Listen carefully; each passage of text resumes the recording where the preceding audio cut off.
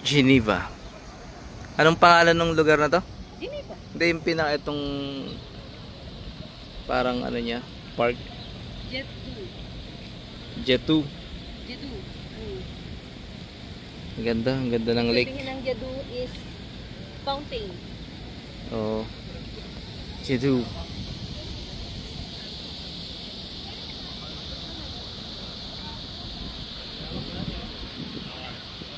Tallest fountain in the world.